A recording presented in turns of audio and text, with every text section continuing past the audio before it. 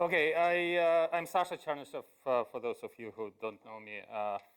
This was the title I came up with, and I have to tell you, I had a really hard time figuring out what is that I'm going to speak about with that level of messianic message here. But then I had an epiphany. Let's watch this quick video.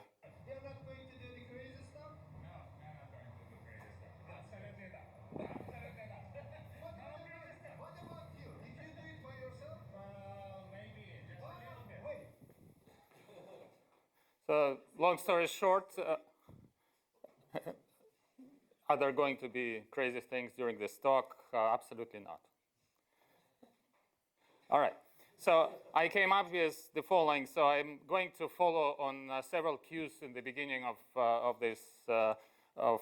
today's sessions. Several times Magnon interactions were mentioned. I will kind of take a historical view on that and show you some little nuances which are also close to my heart. Then I will switch what will seem to be, I will switch gears to a different story, but it's actually not quite different story, and it will have one common message, although, okay.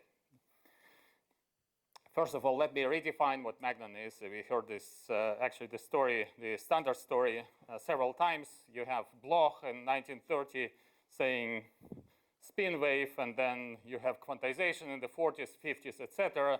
And then neutron scatterings come, measure it, and you have quasi-particle picture. Everything is great. Only, this is not quite true. If you start digging, for instance, you find interesting things like why Zayshev for Physique would publish two papers essentially in a row with the same title. You try to find the Heisenberg model within the Heisenberg paper, and you know my German is not native, but I can find S.S there, or sigma sigma. You look at the Bloch's paper and you cannot find the word spin wave. In fact, all they talk about is a metal ferromagnet and trying to explain how ferromagnetism occurs, and the word spin Wahlen appears actually first time in the paper by Bethe, who was dissatisfied with the approach by Bloch and invented what's known as Bethe ansatz. On top of that, you know, there are all these questions. Where is Niel? Where is Landau-Lifshitz? Where are all these other things, other developments which lead to what we know as this beautiful picture of having classical wave and then being quantized. Nothing like that, nothing close to that has happened. But this is normal. When new things are born, it's kind of messy. Another aspect here is, for instance, the word Magnon has never been used in the West until 1960s. There is an interesting story about that. If you haven't not heard about it, ask me about that. I have 2 slides. I just don't have time to explain during this talk. If you ever taught many body physics, you know, in 1D there is a Jordan-Wigner transformation, which is a fermionic representation of spins, and it's fermionic, right? So are these particles fermionic? Is Bethe and that description fermionic? Although, you know, both Heisenberg and Bloch implied, of course, Bose-Einstein statistics for excitations. Okay, so actually the first Magnon was fermion. Again, ask me about that. So let me follow the bosonic thread here. Why do we think Magnons have to be bosons? And kind of a good argument is that operators on different sites and different points in space commute, therefore anything you introduce should be at least effectively bosonic. The second argument relates to the ordered states. Within the ordered states, you have effective Weiss field on each side. Therefore, you can imagine that on each side you have kind of a potential which with equidistant levels, and therefore, you know, it's natural to think about it in Holstein-Primakov fashion and quantize it approximately as a boson. I think the strongest argument is that whenever you have a classical analog, the quantization of a classical field must be bosonic. So I don't think I know any exception to that. If you do know, please let me know. Okay, so let me follow this bosonic path. Boson was actually a king in 12th century Burgundy, as is not well known, but at least one can discover it in center of Paris. The one aspect, of course, is correct. We need experiments. We need actual way of sensing these particles. And that came with neutron scattering. This is a later experiment on chromium oxide, beautiful dispersion and everything. And it's like having an old, I think Martin can resonate with me on that. You have an old toy, this chromium oxide, and you found a different way of shaking it, which is very interesting, and that's neutron scattering. But then you have this question, were they there before you found out they were there? And of course they were. It's like finding a Cro-Magnon, right? I don't know if it plays a joke for anyone here, but yeah, I even tried this large spin here because it's spin 3/2. But anyhow, my point is slightly different here. I want to take this imagery and basically say that, first you care, the magnons are like humans. You first care how they look, how the dispersion versus K looks like. But then you start caring how they interact with others and with other magnons and with something else. Okay? So the story is about magnon-magnon interaction. So how do magnon interact? Okay, if there are bosons, how do bosons interact? Bosons interact simply if you have normal Bose gas. You have a conservation of particles, 2 in, 2 out. That's density scattering. That's all you have. It's exactly what you have in the idealized picture of a Heisenberg ferromagnet. No dipole-dipole interactions, no anisotropies. Oh, okay, some anisotropies are allowed. That's exactly what you have, because your spin of as Z is conserved, and every spin flip has exact quantum number, and therefore it's the same interaction. This is a quote from Phil Anderson. Actually, it's the title of his book. And this corner over here in the right corner is kind of a philosophical corner. So you start going from this simple case, but probably limited, is what you're going to derive from that, or what you're going to obtain by going away from it, is it related to that source? Or you are getting something completely new? And I think the point of Anderson was that you are getting something completely new. So by and large, what Anderson has suggested is that the eigenstates are a mix of creation and annihilation operators, sort of following the spirit of spin wave expansion, for a class of antiferromagnet. And I want to emphasize for a class, because it's basically considered simple cases of bipartite, collinear, XXZ versions of the model. And right there, you get 2 different types of interactions. You get 1 into 3, and you get 4 from nothing, okay? And you feel like, okay, this is almost all you can have, right? And let me pause for that for a moment, but you can see that actually you have some restrictions. You have some parity. The sum, it's either 2 into 2, 1 into 3, or 0 to 4, right? One can discuss where this comes from. And the other point, which has been around for some time, is that it does look like Bose-Einstein condensation, right? So you have particles which are a mix of creation and annihilation operators, but not quite, because your expectation value of the original Holstein-Primakov operator, single operator, AOA dagger, is 0. It's only pairs of spin flips which you condense, okay? Which is rather different from what you have in other bosonic systems, and I'll come back to that point later. But what I want to emphasize is that at the bottom of the screen, you may or may not see well, there is a snapshot of what's known as HKHH paper, which is Harris Kumar paired Hohenberg. It's a thick PRB paper of, I think, about 100 pages or so, with many appendices, which treats this problem, the problem of scattering of magnets on each other. There were other papers before and after which dwell on this problem. It's technical, It's interesting. And it seems to be completely exhausted by this works. Okay, coming back to the fact that this is not quite as in the other bosonic systems. So, but I want you to reflect that in these times, the people did know that there are other interactions, but they were all small. They were either from dipolar interactions, from Zaleshinsky-Maria relativistic origin, also small. You apply a field to typical, I don't know, iron, nothing happens. Okay, so all canting was not too interesting. So the two types of interaction, two types of cases I described, the ferromagnet and antiferromagnet, meaning collinear, was the major thing. Everything else was corrections. Okay, here's a quote from our colleague at UC Irvine, kind of taking from Zach Fisk, who likes a good joke. So he was poking fun at this at the Phil Anderson's book, and the answer is yes. The less is also different, and again, it's a convolution of many different papers in different aspects, in different contexts.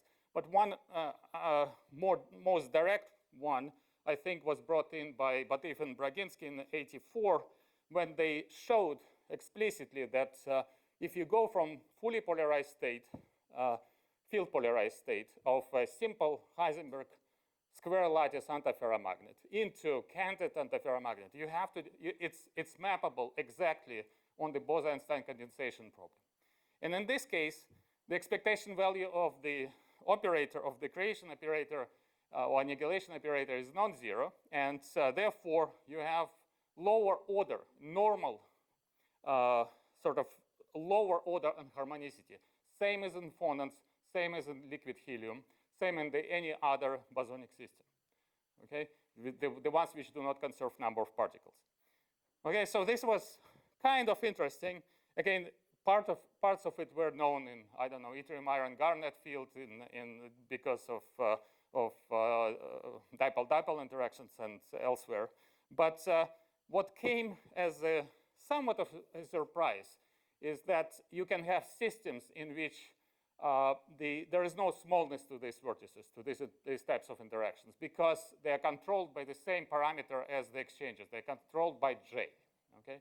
And that was the new thing. And again, as you have heard a couple of times, and you will hear from Jeff quite extensively a couple of days from now, that the new physics here is the 1 into 2 transformation, or 2 into 1 transformation, so which opens up channels for decays, etc. Okay, so maybe a little bit more detail on this part of the story is that what happened compared with the previous ones. Once you have non-collinearity, which of course there were systems around like spirals before that, they were kind of not looked too closely at in terms of magnon-magnon interaction, is that in the collinear systems you have coupling because of remaining symmetries. You have coupling only of transverse to transverse and longitudinal to longitudinal modes. Longitudinal is a density mode, transverse is a single magnon mode. So whenever you have non-collinearity in such Heisenberg-like or XXZ-like systems, you do induce direct lower order 1 into 2 type of unharmonicities. I spent some time on that together with Mike Zhitomirsky. A big part of my career went into studying little details here and there, first in square lattice in a field, triangle lattice, honeycomb, experimental confirmations. Then later came Yeek and some Zaleshinsky-Maria effects, as was quoted today, I think, once or twice. The latest thing, the latest revelation came together with the wave of what's studied as the Kitaev type materials, where you have anisotropic exchange coupling, which inevitably leads, unless you really fine-tune your ground state, not only Hamiltonian, but the ground state, you have to have terms which couple weird components of the spin. They couple as local S Z to local S plus or local S minus, okay? And that leads to these low unharmonicities by default. You don't need to have any counting. There are some verifications of that. Again, I'm not going to steal any show from from Jeff or Martin maybe is going to mention some of that, but the left corner is about comparison of quantum Monte Carlo, favorable comparison with our original paper with Mike on square lattice in a field. The right side is actually is comparison with exact diagonalization for alpha ruthenium trichloride model. The lower panel, 2 panels, one is for one-dimensional, which is an interesting calculation to have using the spin wave theory, but the agreement with experiment is rather spectacular there. It's for the cobaltate, one-dimensional cobaltate, and again, spin orbit is involved there, and the other one is J1, J2 antiferromagnets. Again, I can spend some time on that. Triangle lattice just produces interesting pictures. Whether it's related to experiment, I don't know. Again, separate story. So the point is that we are now at the stage with this. This is the strongest coupling in many systems, and we are at the stage of comparing taking one system at a time and comparing them quantitatively to each other.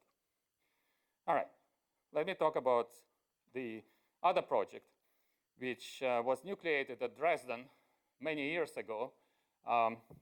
You can see it was many years ago by how young we were with Mike. And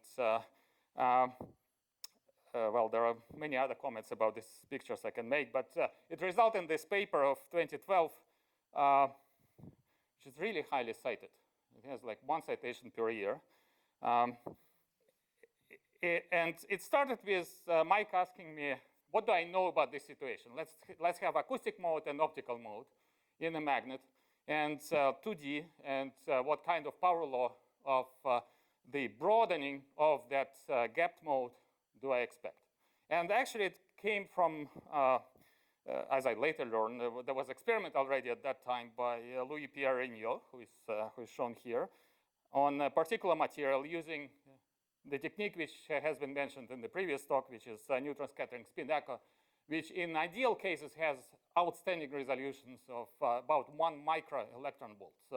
So just to give you a perspective, typical resolution of a neutron experiment is at least 100 times more, or 1,000 times, typically 1,000 times more. So it's like measuring the length of this room up to a centimeter, or position of the chair in the back of the room to that accuracy. Okay, so expectation is for this technique is very high because it basically should revolutionize our resolution and allow us to distinguish between 2 different scenarios or 3 different scenarios, etc. Of course, devil is in the details, etc. So, but for this material, for Banipo, nickel compound, honeycomb lattice, very well separated layers. The measurements have been made successfully, and resolution was a little higher than 1 MeV, micro electron volt, but nevertheless, the measurements were made.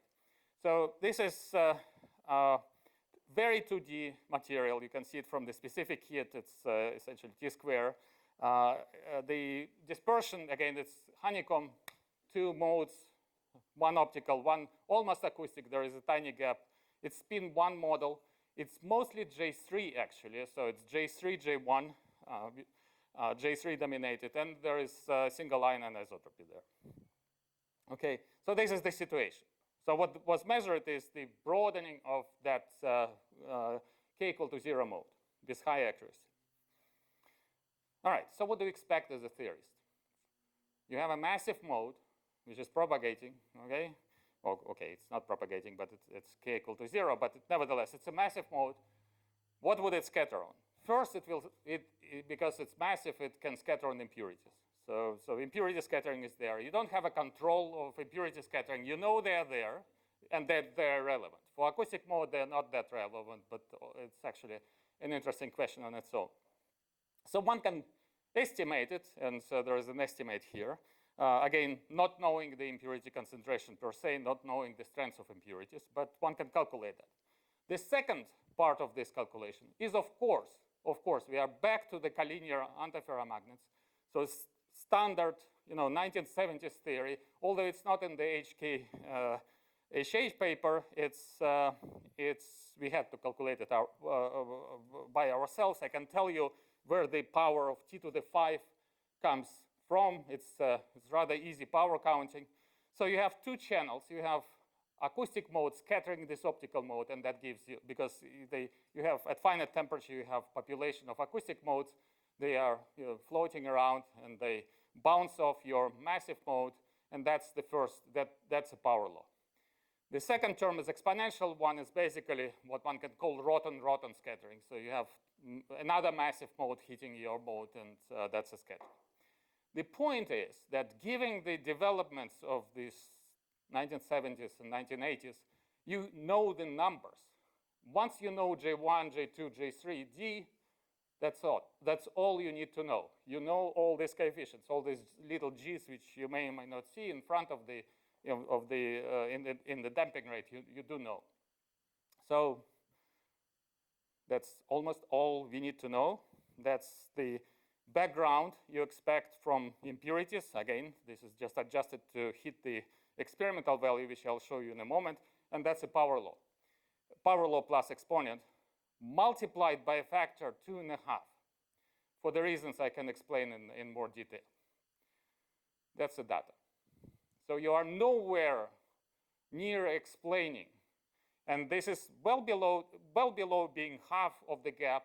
This is below the Niel temperature. And in order to explain the experimental data, you need to artificially crank up magnon-magnon interaction by about a factor of 5, meaning that squared, you need to multiply the squared one by a factor of more than 10, at least to just approach this data. So the resolution, I don't have time to explain all the details, but the resolution came as, I don't know, some form of revelation, but actually not revelation. We knew that high powers are kind of dangerous, meaning that there must be something which can intervene. And what can intervene here is the assisted impurity scattering. And let me walk you through the logic here. Basically, when you consider magnon-magnon scattering, there are always divergent terms, which are magically, because of some symmetries, they cancel out.